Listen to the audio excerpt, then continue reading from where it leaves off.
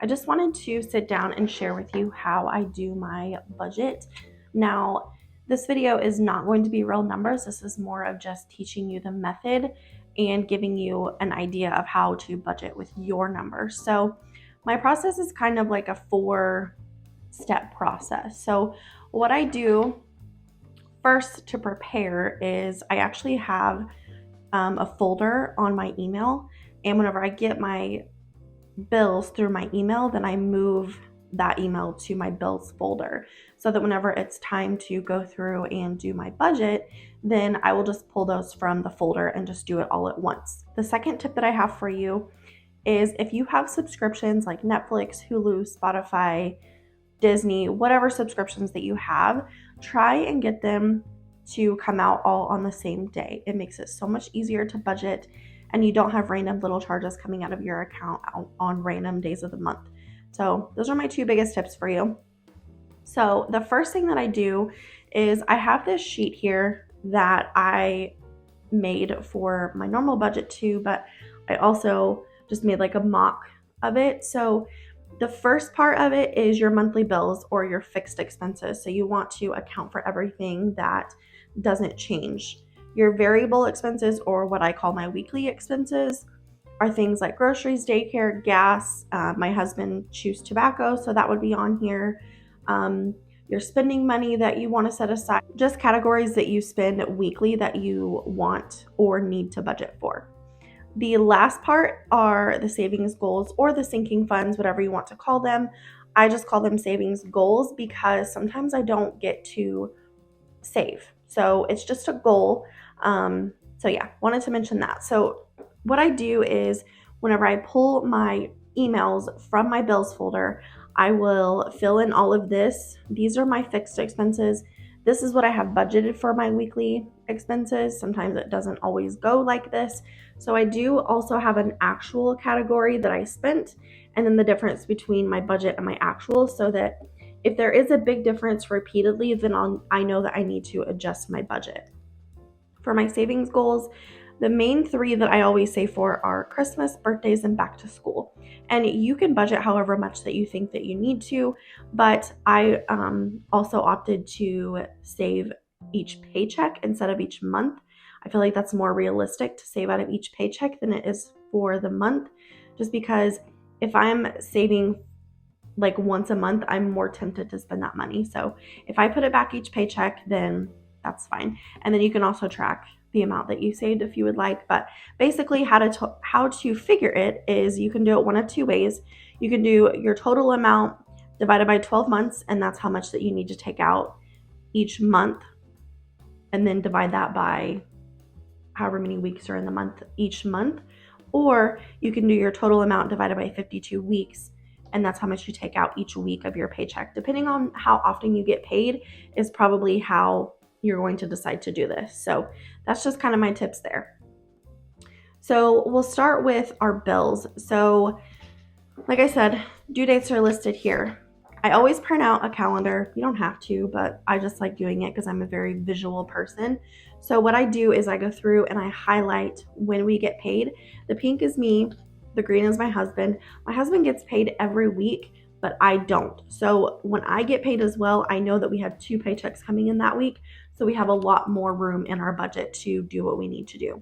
So I will pull this information from this sheet and I'll write it on here. So basically, car insurance is due on the 7th, so I'll write insurance on the 7th. Phone bill is due on the 12th, I'll write phone bill on the 12th, and so on. This is only for my fixed expenses. Now, sometimes I do have like a trash bill come up, or I'll need to pay like property taxes, and I'll write that in as well because I would consider that a fixed expense. It's something that you have to pay. You just need to remember to pay it. So from here, I usually grab just a notebook, piece of paper, and I will write down all of our paycheck dates. And then I also write how much expected. Now, when you're writing out how much your expected paycheck is going to be, you always want to go for the lower end of things. Now, some people are salaried, so they get paid the same every paycheck. Some people work variable hours, so you never know how much your paycheck is going to be, which I did used to have a job like that. So it was hard to budget, but I mean, we manage. But anyway, you just want to budget for the least amount that you're expected to bring in.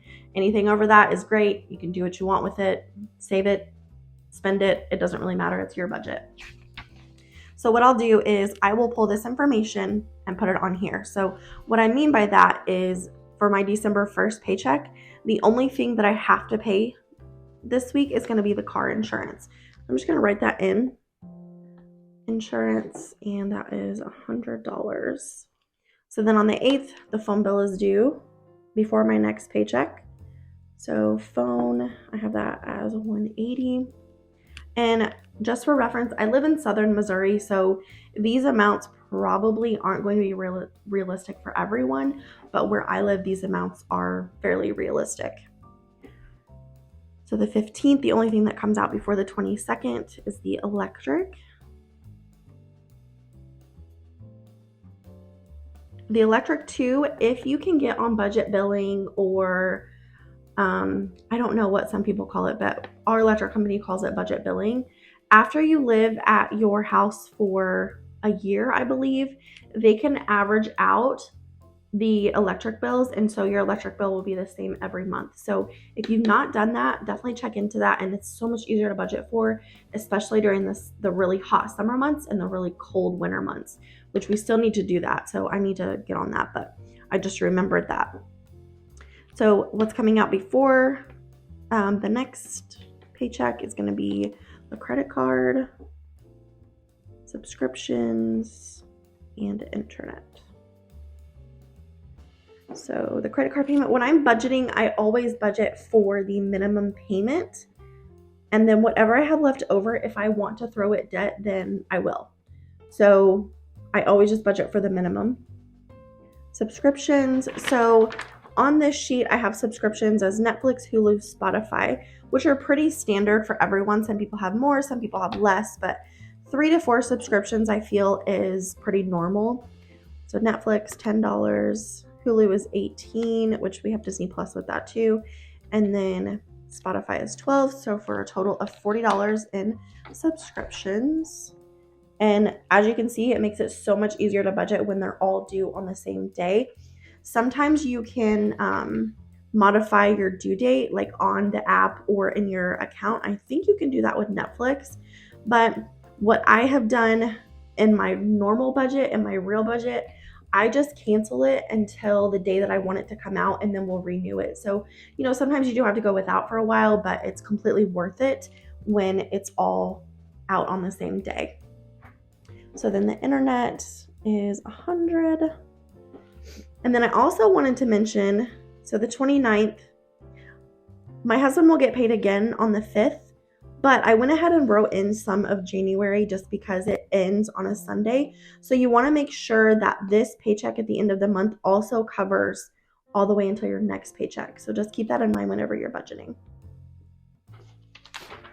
Okay, so everything except the mortgage is accounted for. So what I like to do is I'll take our biggest paychecks, and so this mortgage payment is $1,000. So I will divide 1,000 by 3. 1,000 by 3 paychecks, 333. I'm going to round up to 334, and that is how much you'll need to take out for your mortgage. So I do house just because I don't want to write mortgage, but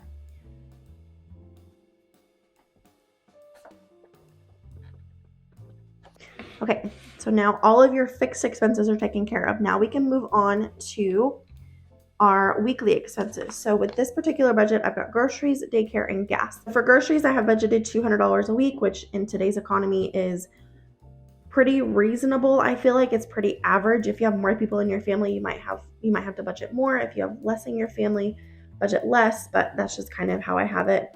Daycare, $100 a week, that would be $400 a month. So I feel like that's pretty standard around here. And then gas, $80 a week.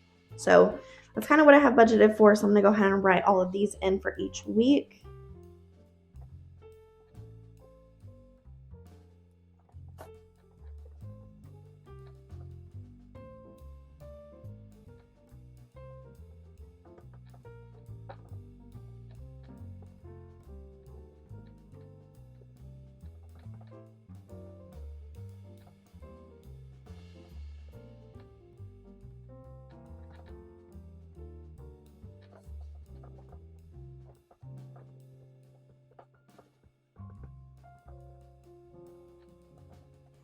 Okay, weekly expenses are taken care of. So now we're going to move on to savings. Now, if you're worried about going over your budget, what I would do personally is I would add up everything and make sure that you have enough left over to be able to save what you need to. If you don't, then go ahead and adjust it. But we're going to go ahead and move on. So total amount, $600 that we want to save by December. So let's say we're starting in January. So we're going to do 600 divided by 52 weeks. And I'm doing 52 because my husband gets paid every week. So that would be about $12 each paycheck. So go ahead and do that. 300 divided by 52 weeks. It's about $6 a paycheck. 400 divided by 52 weeks is about $8 a paycheck. So 12 plus 6 plus 8, that is $26 each paycheck for savings. So I'm going to go ahead and write that in.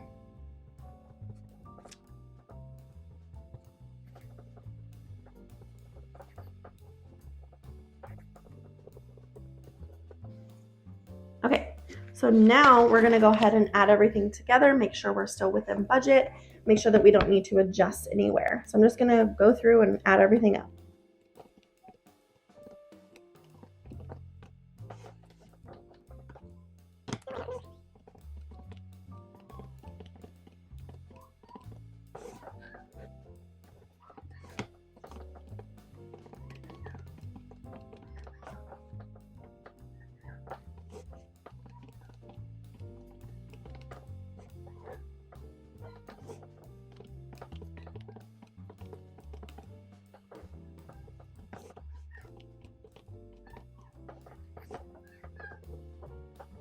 Okay, so everything is added up.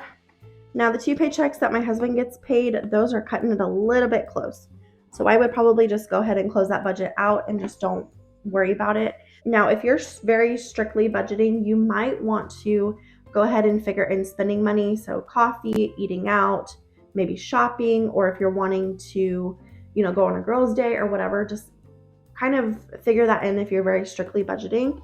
But you can see that with these 3 budgets, there's quite a bit of money left over. So I might want to maybe throw this in a different savings account, maybe an emergency fund, or like if you're saving for something for your house, you're saving for just, it's your money. You do what you want with it. But this is kind of how I do my budget. And I've gotten a lot of requests to show you an updated budgeting video. Now, a lot of you have asked that I bring back the budgeting videos, but I'm probably not going to do that for a while.